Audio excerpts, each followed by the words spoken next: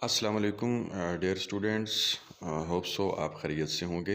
मैं भी बिल्कुल ठीक हूँ, अल्हम्दुलिल्लाह, शुक्र है। तो आपसे लेक्चर गैप बगैर डिस्कस किए जाते हैं। आज भी उसी लेक्चर में हम एक नए जो है वो 10 MCQs की वीडियो लेके आए हैं। तो गुजारिश ये है कि आप लोग जितने भी स्टूडेंट्स वीडियोस को सुनते हैं, आपसे पहले भी कहा है कि आप जब भी वीडियो को देखें, सुनें उसे, साथ में एक रजिस्टर रखा करें, MCQs नोट करते रहा करें। आज 5th एक्सरसाइज हमारी चल रही है जो कि हम प्रैक्टिस कर रहे हैं उनकी। तो इसके बाद हम फिर जो है वो एक टेस्ट लेंगे और फिर 6, 7, 8, 9, 10 तक जाके फिर एक टेस्ट होगा। तो इस तरीके से आपका ये जो है सिलसिला जारी रहेगा। तो जो स्टूडेंट्स मैंने कल ग्रुप्स में भी बोला था, जो स्टूडेंट्स अटेंडेंस नहीं दे रहे कमेंट बॉक्स के अंदर, उनको मैं टेस्ट नहीं दूंगा। वही स्टूडेंट टेस्ट के लिए एलिजिबल होंगे जो कि अटेंडेंस जो अपनी है वो पूरी रखेंगे और देंगे और डेली बेसिस पे लेक्चर को सुनेंगे। उनको मैं जो है वो टेस्ट सेंड करूँगा और वो उससे मुझे जो है वो रिस्पांस करेंगे। और टेस्ट कैसे सॉल्व करना होगा ये भी मैं आपको एक वीडियो बना के उसमें बता दूंगा कि किस तरीके से टेस्ट को आपने सॉल्व करना है बेटा। तो आइए बेटा हम देखते हैं आज के MCQs। और MCQs के अंदर जो जितने भी पॉइंट्स होते हैं, मैंने आपको बताया हुआ है कि ये ख़ुद एज इट एक जो है वो MCQs होते हैं, आपने इनको भी बड़े गौर से देखना होता है।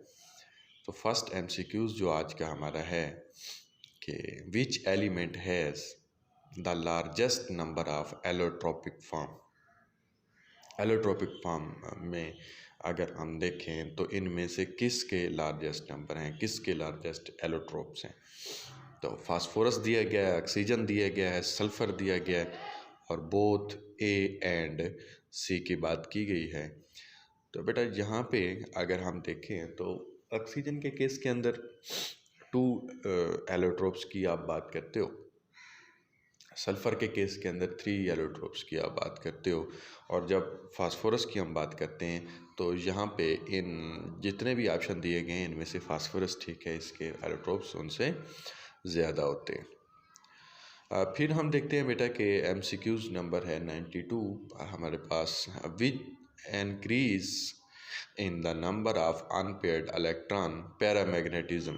तो बेटा ये आपने सेकेंड ईयर में जो स्टूडेंट्स हैं उन्होंने इसे चैप्टर 6 के अंदर पढ़ा है, और जो कि स्टूडेंट्स हैं फर्स्ट ईयर के उन्होंने इसे MOT के अंदर इस चीज़ को, पैरामैग्नेटिक बिहेवियर को स्टडी किया हुआ है।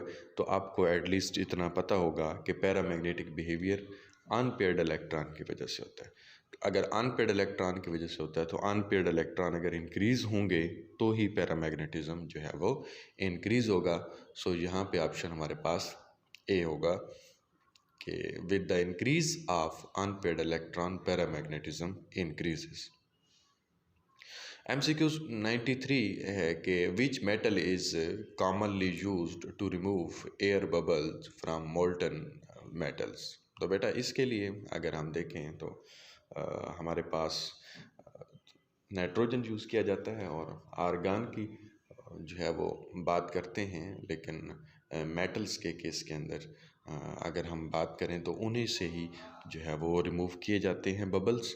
यहाँ पे जो ऑप्शन दिए गए हैं इनमें से नहीं, बल्कि आप नाइट्रोजन और आर्गान को अपने माइंड पे रखिएगा, क्योंकि वहाँ पे इनर्ट गैसेस की ज़रूरत होती है। तो आर्गान आप यूज़ कर सकते हो रिमूवल ऑफ बबल्स के लिए। उसके बाद बेटा आपके पास है MCQs नंबर 94। टाइम शार्ट है, इस वजह से थोड़ा आज स्पीड से बोले जा रहा हूँ। 94 जो MCQs है बेटा, इसमें दिया गया है कि which one of the following bond has minimum bond energy. किस बॉन्ड की एनर्जी जो है वो मिनिमम होती है। तो यहाँ पे कार्बन फ्लोरीन बॉन्ड भी दिया गया, कार्बन आयोडीन बॉन्ड भी दिया गया, कार्बन ब्रोमीन बॉन्ड भी दिया गया और कार्बन क्लोरीन बॉन्ड भी दिया गया है। तो इनमें से पूछा गया कि किस बॉन्ड की एनर्जी मिनिमम होगी। तो अगर आप टॉप टू बॉटम आएंगे तो बॉटम में आपको कार्बन और आयोडीन बॉन्ड मिलेगा बेटा, इसकी एनर्जी सबसे बॉन्ड एनर्जी जो होती है वो कम होती है, फ्लोरीन की ज़्यादा होती है, कार्बन क्लोरीन की उससे कम होती है, फिर कार्बन ब्रोमीन की होती है, फिर सबसे एंड पे कार्बन आयोडीन की बॉन्ड एनर्जी होती है। तो आइए बेटा देखते हैं कि हमारे पास जो MCQs नंबर 95 है, इसको हम सॉल्व करते हैं। Which of the following does not react with water, which of the following does not react with the water. तो आप इन एलिमेंट्स को पहले तो देखिए, लिथियम है, मैग्नीशियम है, बेरिलियम है, सोडियम है। तो बेटा अगर तो हम देखें ना कि इनसॉल्युबल इन द वाटर, तो फिर अल्कलाइन अर्थ मेटल के अंदर आप जब आते हैं और सारे के सारे एलिमेंट्स को स्टडी करते हैं तो उनमें से एक एलिमेंट आपको मिलता है सिर्फ और सिर्फ जो कि वाटर के अंदर इनसॉल्युबल होता है, और वो बेरिलियम होता है।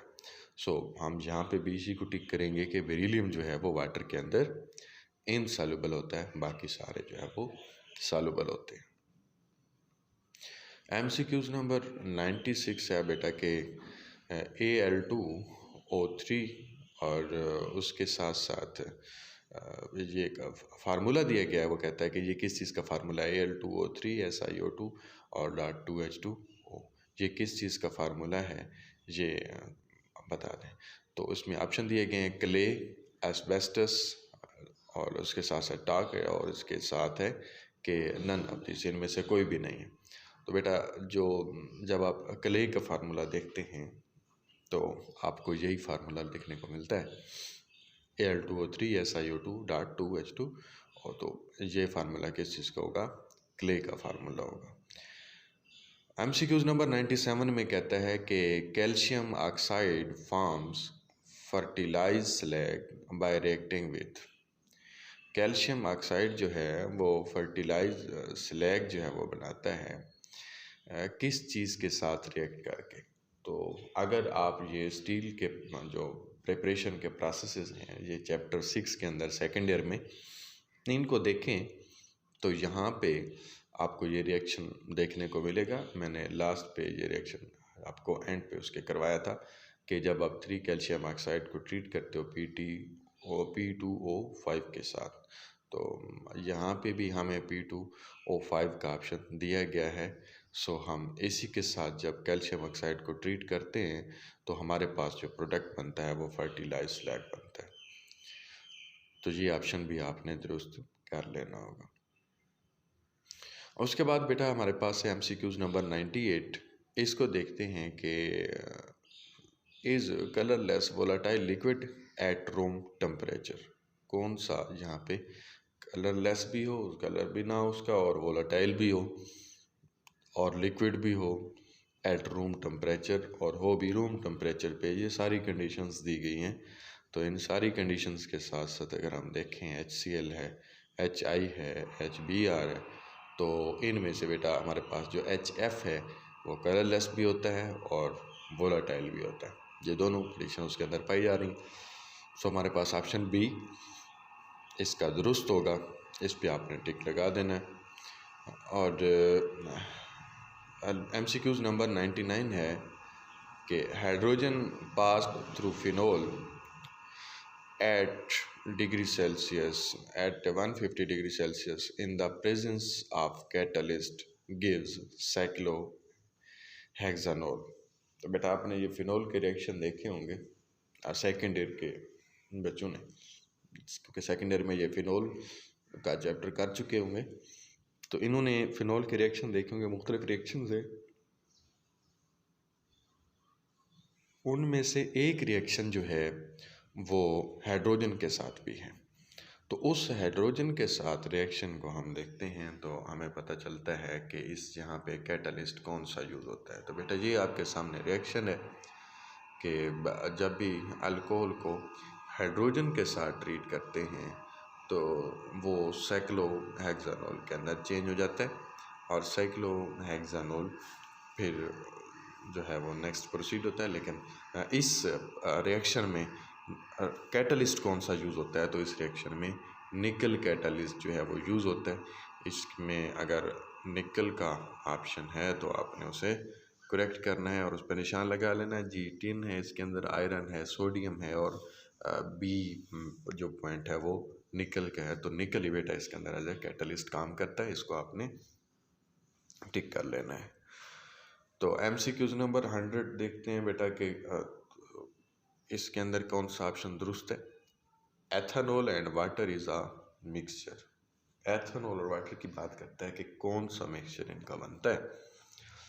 तो ऑप्शन ए एजियोट्रॉपिक मिक्सचर है, एलिफेटिक मिक्सचर है, आइडियल मिक्सचर है, बेनेडिक्ट्स है। तो इनमें से बेटा जो आपके पास आपने ये एजियोट्रॉपिक मिक्सचर स्टडी किए होंगे, तो इसको अगर आप देखें तो ये आपके पास जो ऑप्शन है वो ए है, एजियोट्रॉपिक मिक्सचर होता है कि ये कम्प्लीटली एक दूसरे के अंदर डिज़ाल्व हो जाते हैं एथेनॉल और वाटर, तो इसलिए हम इसको एजियोट्रॉपिक मिक्सचर का जो है वो नेम देते हैं। तो बेटा ये थे आज के MCQs, इनको आपने अच्छे तरीके से सॉल्व कर लेना है और रजिस्टर पे ये चीज़ें साथ साथ में लिखते जाएं। मैं इंशाल्लाह कल आपको इस चीज़ का एक टेस्ट दूंगा जो कि आप लोगों ने उसको सॉल्व करके मुझे उसके आंसर जो है वो कमेंट बॉक्स में भेजने होंगे। फिर मैं उससे नेक्स्ट इंशाल्लाह हम फिर से ये सिलसिला जो है वो जारी व सारी रहेगा MCQs का। और याद रखिएगा कि ये ज़रूरी नहीं है कि जो आपको 50 MCQs मैंने करवाए हैं उन्हीं में से टेस्ट होगा, वही स्टेटमेंट होगी, वही सारा कुछ होगा, नहीं ऐसा नहीं होगा। बल्कि उनके आंसर्स में से जो चीज़ें मैंने आपसे डिस्कस की हैं साथ साथ में, उनसे भी MCQs बना के आपके सामने रख सकता हूँ। तो आपने ज़रा गौर से देखना है और टेस्ट को अच्छे तरीके से अटेम्प्ट करना है। कल इंशाल्लाह आपका टेस्ट होगा और तमाम स्टूडेंट्स उसके अंदर अपनी हाज़िरी भी लगवाएंगे ग्रुप के अंदर, और उसके साथ साथ अपने ये भी बता देंगे कि ऑप्शन ए का कौन सा आंसर मेरी तरफ से है, बी का कौन सा है, सी का कौन सा है, और दूसरा क्वेश्चन डी जो है वो ई एफ, ये सारे के सारे कौन कौन से इनके ऑप्शंस हैं वो ग्रुप के अंदर जो उसके कमेंट बॉक्स के अंदर मुझे बता देंगे। फिर उसके मैं आपको मार्क्स लगा के आपको आपके रिज़ल्ट शीट्स भेज दूँगा। तो बेटा नेक्स्ट वीडियो तक के लिए अब्दुल हफीज़ बंदयालवी को इजाज़त दीजिए। अल्लाह हाफिज़, अस्सलाम वालेकुम।